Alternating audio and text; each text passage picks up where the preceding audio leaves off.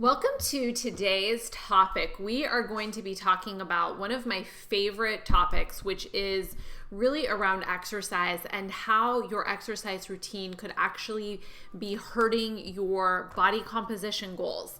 So I'm really excited to go through this content with you today because I think it'll be really eye-opening for you. I know when I started my journey with my body and health that I really thought that I could outwork my diet. I thought that I could outwork the alcohol I was drinking. I thought I could outwork the way that I was eating.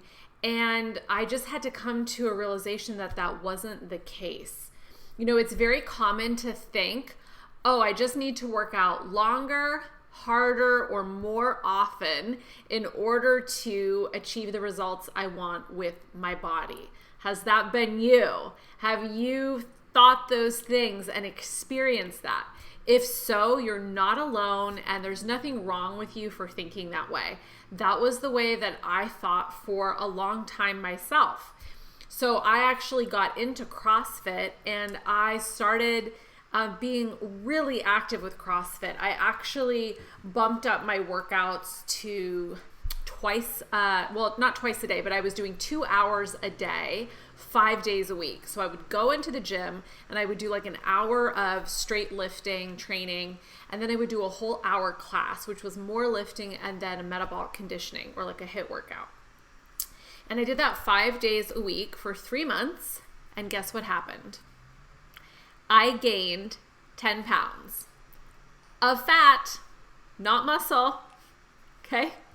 Despite doing CrossFit, despite lifting super heavy weights. And this was my breaking point. This is where I was like, okay, I don't know what I'm doing, right? Like I had to surrender, white flag, I'm humble. I admit it. I don't understand nutrition. I don't know what I'm doing. I'm doing something wrong, right? But I really thought that one, I could get away with drinking lots that summer. I was eating lots of Via 313 pizza. For those of you who live in Austin, you know all about the Via 313. I was getting snow cones with ice cream on top because summer in Austin is 105 degrees, right? So I'd go to CrossFit and then get these snow cones with ice cream. And I really thought that because I was working out so hard, I could get away with it. I remember I had a small meal prep business that summer, and I was cooking meals for people at my gym. And this was kind of my first business actually. And I remember that I would go shopping for the food and I'd go to Whole Foods and get French toast, the challah bread French toast with syrup and sausage. And because I'd just done a super hard workout at CrossFit, I thought that I could eat all this food and get away with it, right? And yet I gained 10 pounds of fat in 3 months. So I'm living proof that this belief is false and that it does not work. So, if you think this currently, you are not alone. I have been where you have been. So I want you to just understand it's very human to have this thought, okay?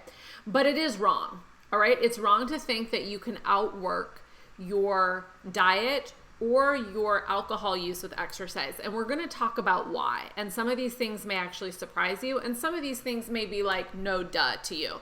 But I really want to go through these 4 ways that your exercise is actually hurting your body progress, okay? So let's talk about why working out can not only straight up not work to get results, but can actually backfire on you. The first is that exercise actually increases your appetite. Who has experienced this, okay? I know I have. I go for a run and I am ravenous that day. So I think, oh, I went for a run, I burned so many calories and then I'm just rah, rah, rah, all day, right? Because exercise increases your appetite. The problem is it's very easy to overestimate the calories that you burn from exercise and underestimate the calories that you ingest. I'm going to say that again because it's very easy for people to fall into this trap. Overestimating the calories that you burn during exercise and underestimating the calories that you ingest in your food. It's very sad, but a cheeseburger and fries, maybe 1,500, 1,600 calories, to be honest, at a restaurant, that much. And going for an intense 30-minute jog maybe burns 250 to 270 calories. Like, you can see the disconnect, right? You run hard for 30 minutes and that's like not even one margarita. Okay.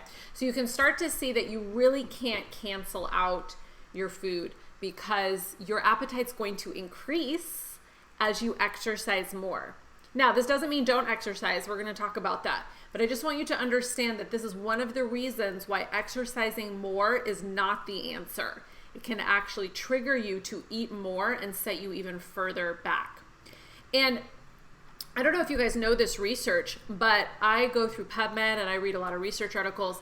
And actually the research shows that nutrition is best for fat loss and exercise is best for maintaining it.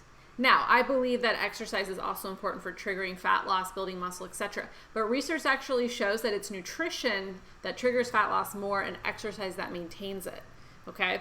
So if you're struggling, the answer is not working out more. The answer is your nutrition. Okay? The second reason that exercise can hurt your body progress is it can increase stress upon the body. Think about what's happening when you're exercising. Your heart starts beating. Okay? Your heart starts beating because your sympathetic nervous system is firing. Your sympathetic nervous system is your fight or flight system. It's your survival mechanism. It's your body saying, hey, get out of there, right? Run faster. Your DNA, it's like, oh, when my heart beats faster, a tiger is chasing me, right? That increases stress. Well, we all live in a state of chronic stress, especially over the past 2 years. Pandemic, elections, inflation, economy, all the things, right? So you have to understand that exercise, while it can reduce stress in the right amount, over-exercising can actually increase stress. That's why it's so important that you find that sweet spot with exercise where you're not doing too much or too little. Especially as a woman, your body is super sensitive to stress, okay? So stress does a few things that sabotage your body composition. One, it increases cortisol. Cortisol is that stress hormone that increases belly fat storage. The second reason is it can trigger you to turn to alcohol and food to cope with your stress. So you might think you're doing a good thing for your body by exercising really hard, an hour a day, 7 days a week, and your life is so stressful, but you're actually increasing stress on your body at that point, and that can leave you more vulnerable to turn to other coping mechanisms that can set you further back from your body composition goals. I know I experienced this as an ER nurse. I was already working a super intense, very stressful job, and then I was also doing CrossFit on top of that. So here I am working 3, sometimes 3.5, 4 days a week if I picked up overtime, doing CrossFit 2 hours a day, 5 days a week. Plus I was doing a meal prep business. Is like a perfect recipe to gain 10 pounds despite working out for 2 hours a day, okay? And then the last reason that exercise, the stress that exercise induces in your body can inhibit body composition is because it reduces insulin sensitivity. So increased stress on the body is actually a primary driver of reduced insulin sensitivity, which is a very important part of being fit and healthy and having a healthy body composition. Okay, the third reason, so we've gone through the first 2 reasons. The third reason that exercise can hurt your body composition progress is because it's not sustainable, all right? It's not sustainable to work out super hard every single day of the week. Have you tried that? Let me know if you've tried that, okay? Because I have, and it was not sustainable. Have you ever woke up on like Monday and you're like, okay, this is the week. I'm going to work out really hard every single day this week. This is the week. It's going to happen. And then it doesn't happen. You make it 2 days and then Wednesday hits and you're exhausted. And then all of a sudden it's Sunday and you're like, oh, I only worked out twice this week. Yeah, because you set the bar super high and too high for your exercise that week. Okay, so you're already busy enough. You're already stressed out enough in your life. Right? Am I right? I know I'm right. You're working, you're driving, you're managing your house, you're grocery shopping, you might have kids. Like you have enough going on. You have pets. You have enough going on already without trying to cram in like extra workouts or super hard workouts that exhaust you day after day. Okay, so it's not sustainable. And it's much better to be a tortoise than a hare. Who knows the story of the tortoise and the hare? It's much better to work at something slowly over a year and be consistent and maintain it than it is to try to be a bat out of hell and fall on your face a month in, right? When I was first trying to get fit again, it took me over a year to lose about 18 pounds, all right? That's not super sexy weight loss, is it? It took me a while to do it, but then it was sustainable, right? I was able to maintain it. So it's much better to start slow at something and ramp up and really find that sweet spot than just like push yourself to your limit. Because then what can happen is you can go on a workout strike. Has this ever happened to you? Where you're like, I've worked out so hard for 2 weeks, I'm not going to do anything for a week. And then it's kind of this feast or famine relationship that you have with exercise. And that's something that we want to get away from. Okay, the fourth reason that your exercise can inhibit body comp progress is it can cause injuries. Overtraining can cause injuries. And when you're injured, you can't work out. And now you're really sedentary, even more sedentary than you were before you started exercising. Now, this doesn't mean don't exercise or never go to the gym, but it does mean that more is not necessarily better. I actually got injured doing CrossFit and I sustained a shoulder injury. I was so fixated and kind of addicted to my workouts that I kept going to work out even though I was in pain. I had pain every single workout. And I just kept pushing and pushing and pushing until finally I went to the doctor and I was like, this isn't working. And they were like, you can't do this anymore. Like, you have to stop. And I say this because we have very little control over, like, we could get injured and we can't control that. I also slipped that year and like sprained my ankle. Have you ever gone through something like this? All right. But you can always control what you're putting in your mouth. You can control your nutrition and what you're feeding yourself.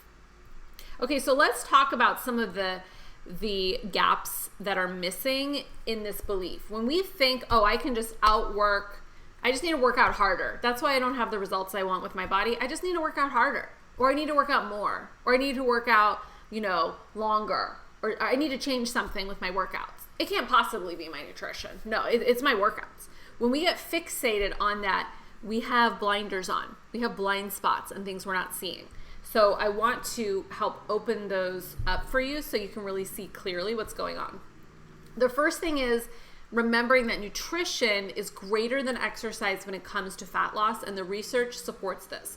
All of the research articles support that nutrition is more important for producing body composition results than exercise. Losing fat, building muscle, it's nutrition. Like I said, the first year I did CrossFit, I worked out 3 days a week, an hour. I lost weight. I lost like maybe 7 pounds of fat, but I lost 3 pounds of muscle because my nutrition was wrong. All right? Nutrition trumps exercise when it comes to your body composition. Nutrition is best for triggering fat loss. Exercise is best for maintaining it. And the research studies support that. The second thing is remembering that hormones and cortisol come into play. It's not just calories in, calories out. Now, is that a huge part of it? Yes. And I'm sorry, but a lot of the wellness stuff out there these days that tries to make it seem like it doesn't have to do with calories, it's just false. It does have to do with calories. It's physics. If you put fuel into your body, it has to go somewhere. And so neglecting to think about hormones and cortisol, though, is also being blind to the multifactorial influence that's happening upon your fat loss goals and your body composition goals, okay? The next thing to remember is that sustainability is key. So it's more important for you to eat well for a year than it is for you to just like work out really hard for 2 months. Again, it's that tortoise versus the hare. So the tortoise may look like they're going much slower, eating well every single day for a year, week after week, compared to their friend who's over here like Jackrabbit Bunny, Energizer Bunny, okay, going super ham on their workouts. But that hare is going to quit They're going to give up because it's not sustainable. Okay? So what you really need is you need to learn a system around nutrition. You need to learn actually how to fuel your body properly so you are not blind and thinking it's your exercise. You need to learn how to eat the right amount for your body. You need to learn your unique insulin sensitivity. You need to learn how to improve your insulin sensitivity. You need to learn how to eat the right quality of food at the right ratio and frequency for your body.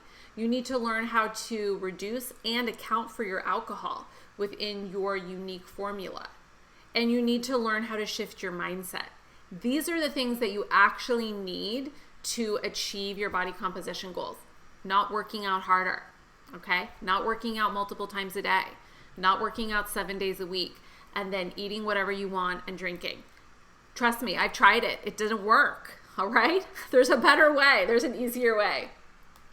So if this sounds like you, if this sounds like something that you're dealing with and you're curious if my program can help you, then I invite you to join the waitlist for my program. You can join via the link in my Instagram bio or on my website, heathermcconaughey.com/empower. We're going to be starting January 10th, so it may seem like it's a long time away, but it's not. It's going to sneak up real quick. So if you've been struggling with your body composition goals and you've been thinking it's your exercise and this video helped you understand that it's not that, it's actually something with your nutrition, your alcohol intake, your mindset, one of those three, then drop your name on the wait list and I will follow up with you with more information. Thanks for listening today. It was so great connecting with you and I will talk to you soon.